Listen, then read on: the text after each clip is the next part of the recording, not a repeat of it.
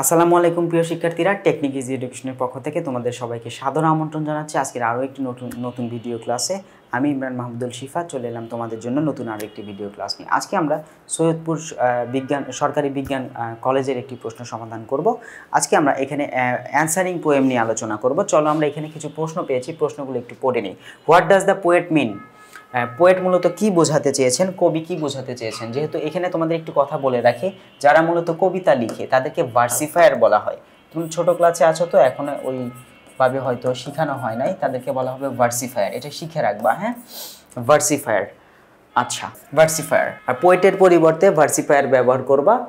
মিন, যদিও যখন গল্প পড়বা তখন অথরই থাকবে, রাইটারই থাকবে, কিন্তু যখন কবিতা লিখে তারা তো মূলত ভার্স বা কবিতার পদ্য মানে লাইন লিখে, যারা কবিতার লাইন লিখে তাদেরকে ভার্সিফায়ার বলা হয়। যদিও পোয়েটটা অতটা ফর্মাল না। মিন বা ইউজলেস ইয়ার্স মানে হচ্ছে কি অপ্রয়োজনীয় বছর, মানে হচ্ছে ইউজলেস মানে হচ্ছে নষ্ট হলে এমন একটি বছর, এগুলো দ্বারা মূলত কি বোঝানো হচ্ছে। আর একটা প্রশ্ন হচ্ছে what is the message of the poem? O me O life, এই যে আমি, এই যে আমার জীবন, এই যে, হ্যাঁ, মূলত ও মি ও লাইফ এই কবিতার দ্বারা মূলত কি বোঝানো হয়েছে। চলো আমরা পড়ে দেখি এটা দ্বারা অ্যাকচুয়ালি কি বোঝানো হয়েছে। প্রথম দুইটা প্রশ্ন আমরা একটু দেখি। প্রথম দুইটা প্রশ্ন, প্রথমটা কি ছিল? প্রথম প্রশ্নে আমরা আসি। চলো, প্রথম প্রশ্নটা ছিল বাই ইউজলেস ইয়ার্স, মানে হচ্ছে এই যে ব্যবহার হয়নি বা হচ্ছে মানে কাজে আসেনি এমন বছরগুলো দ্বারা কি বোঝাচ্ছে?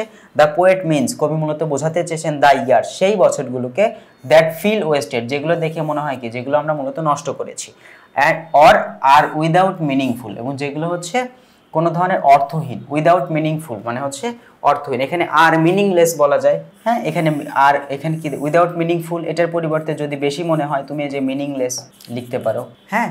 তাহলে এখানে আমরা লিখতে পারি by useless years the poet means the years, সেই বছরগুলোকে বোঝায়, দ্যাট ফিল ওয়েস্টেড, যেগুলো মূলত মনে হয় কি হয়েছে, নষ্ট হয়েছে, অর আর মিনিংলেস অ্যাচিভমেন্টস, অর কি বলা যায়, আর উইদাউট মিনিংফুল অ্যাচিভমেন্ট, যেটার মধ্যে কোনো কি নেই, অর্থপূর্ণ কোনো মানে বলার মতো যে কোনো অর্জন নেই, সেটাকেই আমরা মূলত কি বলছি এখানে ইউজলেস ইয়ার্স বলা হচ্ছে। আশা করি সমস্যা নেই, তাই না? এটা তো তোমরা অলরেডি পড়েছো। বি নম্বর প্রশ্নটা কি ছিল? এখানে O me O my life, এখানে দ্য পোয়েম সেজ, এই কবিতা মূলত বলে that life can feel meaningless, জীবনকে কি মনে হতে পারে, অর্থহীন মনে হতে পারে, অ্যান্ড ফ্রাস্ট্রেটিং অ্যাট টাইমস, মাঝে মধ্যেই মানে কি মানে জীবনের প্রতি একটা হতাশা চলে আসতে পারে, ঠিক আছে, জীবনের প্রতি হতাশা আসতে পারে। হাউএভার, যাই হোক, যাই আসুক না কেন, জীবনে যাই আসুক, ইচ পারসন, প্রতিটি ব্যক্তি, ক্যান ডু সামথিং, কিছু না কিছু করতে পারে, সিগনিফিক্যান্ট, গুরুত্বপূর্ণ কিছু না কিছু করতে পারে, বা উল্লেখযোগ্য কিছু না কিছু করতে পারে, মেনশনেবল যাকে বলি আমরা, উল্লেখযোগ্য কিছু না কিছু অবশ্যই করতে পারে, অ্যান্ড মিনিংফুল, অর্থপূর্ণ কিছু করতে পারে ইন দেয়ার লাইফ। তাহলে এখানে আমরা মূলত জীবন কোনো না কোনো সময় মিনিংলেস, অর্থহীন মনে হতে পারে, হতাশাগ্রস্ত বা হচ্ছে হতাশার সময় আসতে পারে, হতাশা ব্যঞ্জক কিছু জীবনে ঘটতে পারে, কিন্তু প্রতিটা পার্সনই কিছু না কিছু অর্থপূর্ণ এবং কি গুরুত্বপূর্ণ এবং অর্থপূর্ণ কিছু না কিছু তাদের জীবনে করতে পারে, ঠিক আছে। এটা হচ্ছে আমাদের প্রথম দুইটা প্রশ্ন। এরপরের প্রশ্ন যদি আমরা একটু দেখি, 2 নম্বর প্রশ্নে কি বলা হয়েছে, 2 নম্বর শেষ, 3 নম্বর প্রশ্নে কি বলা হয়েছে দেখো। হোয়াট ইজ দ্য সিগনিফিকেন্স, তাৎপর্যটা কি, of the rolling mist in the poem the sands of D, এই কবিতায় রোলিং মিস্ট বলতে কি বোঝানো হচ্ছে? মিস্ট বলতে আমরা কিন্তু কুয়াশাকে বুঝি, ঠিক আছে। রোলিং মানে হচ্ছে ঘুরন্ত বা হচ্ছে চলন্ত কুয়াশা, এটা দ্বারা মূলত কি বোঝানো হয়েছে? এটা হচ্ছে তৃতীয় প্রশ্ন। আর চতুর্থ প্রশ্নে বলা হচ্ছে what is the sea described as hungry, hungry দ্বারা মূলত কি বোঝানো হয়, কার ব্যাপারে, সমুদ্রের ব্যাপারে হাংরি দ্বারা মূলত কি বোঝানো হয়েছে। চলো আমরা প্রশ্নে চলে যাই। এখানে প্রশ্নটা হচ্ছে 3 নম্বর প্রশ্নে কি বলা হয়েছে? 3 নম্বর প্রশ্নে ফ্রেজ রোলিং মিস্ট দ্বারা বোঝানো হচ্ছে সিগনিফাইজ, এটি মূলত প্রকাশ করছে কনফিউশন, হ্যাঁ, কনফিউশন মানে হচ্ছে আমরা কি বুঝতে না পারা, অবুঝ একটা অবস্থা, অবোধ একটা অবস্থা, যেটা আমরা বুঝতে পারি না, যেটিকে আমাকে বিভ্রান্তিকর করে দেয়, বা হচ্ছে ডেঞ্জার, ভয়কে বোঝায়, ডেথকে বোঝায়, মৃত্যুকে বোঝায়। তাহলে যেখানে কনফিউশন থাকবে, বিপদ থাকবে, মৃত্যু থাকবে, এটাই মূলত কি রোলিং মিস্ট কথা দ্বারা বোঝানো হচ্ছে। আর এটা অ্যাজ, কারণ it hides the path, it hides the path, এটি মূলত এই রোলিং মিস্ট মূলত কি করে দেয়, কাকে ঢেকে দেয়, রাস্তাকে ঢেকে দেয়। কুয়াশার কারণে আমরা দেখতে পারি না, তাই না, এটি আমাদের রাস্তাকে ঢেকে দেয়, জীবনের রাস্তাকে ঢেকে দেয়। অ্যান্ড লিডস টু, এটি পরবর্তীতে এনে দেয় বা নিয়ে যায় কাকে, ম্যারিজ ট্র্যাজিক ফেইট।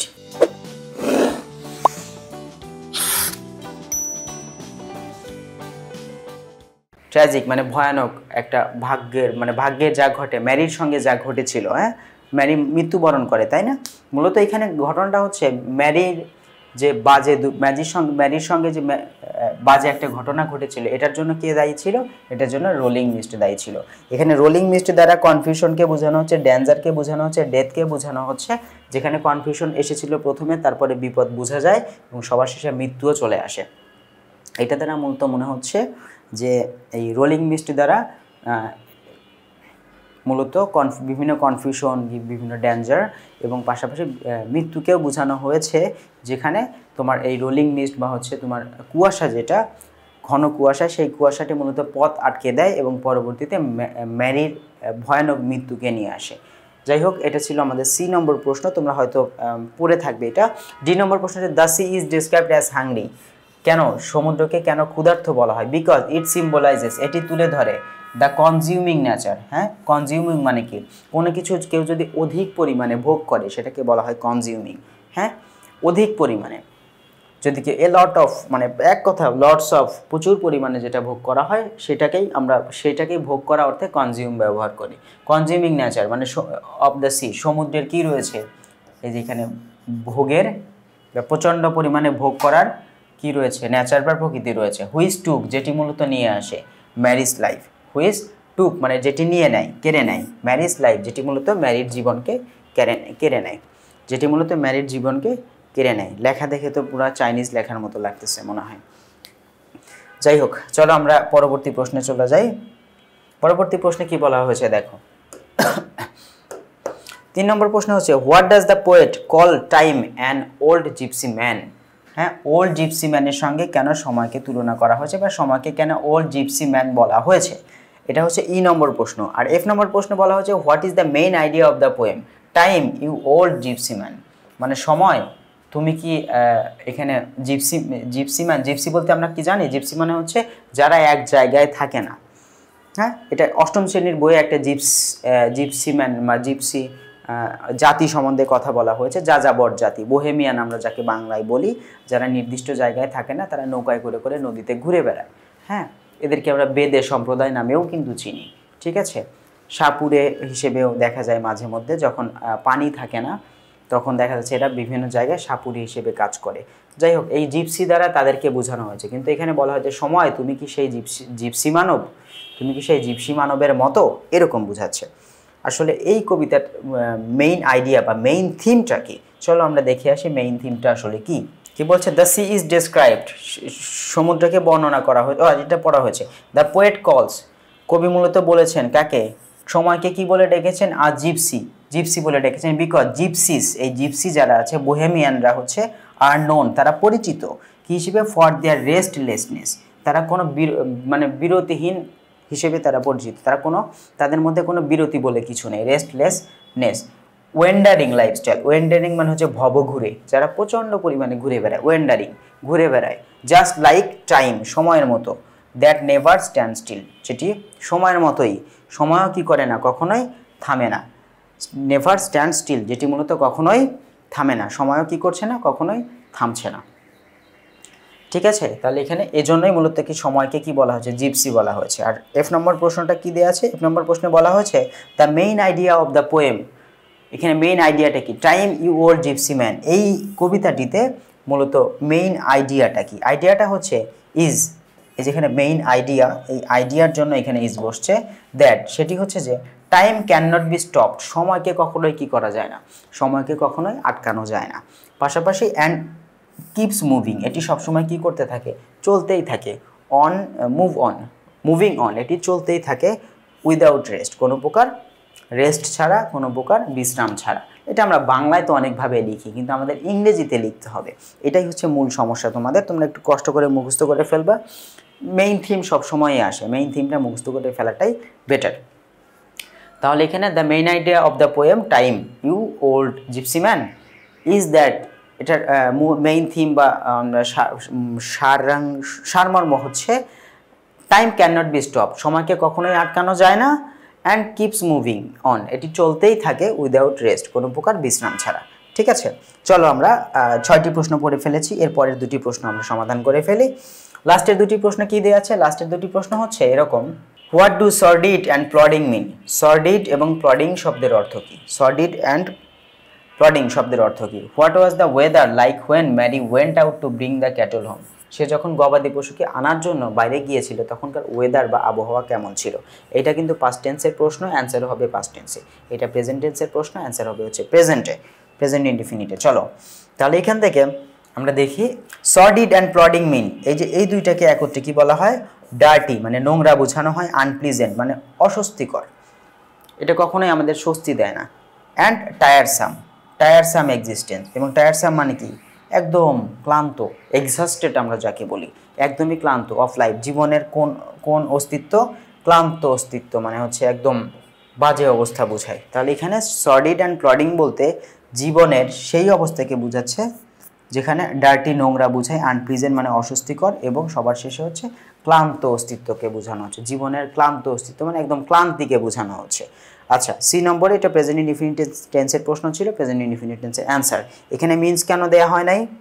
মিন্সটা কেন দেওয়া হয় নাই বলো তো? মিন্স দেওয়া হয় নাই এই জন্য, কারণ এখানে এই যে সর্ডিড আছে, প্লডিং আছে, দুইটা আলাদা আলাদা শব্দ, এই জন্য এখানে থার্ড পারসন প্লুরাল থাকার কারণে ভার্বের সঙ্গে এসইএস বসেনি। আর সবার শেষে গিয়ে দেখো হোয়েন ম্যারি ওয়েন্ট আউট, সে যখন, এই যে পাস্ট টেন্সের অ্যান্সার, প্রশ্ন ছিল পাস্ট টেন্সে, অ্যান্সার হবে পাস্ট টেন্সে। When Mary went out to bring the cattle home, সে যখন কাকে?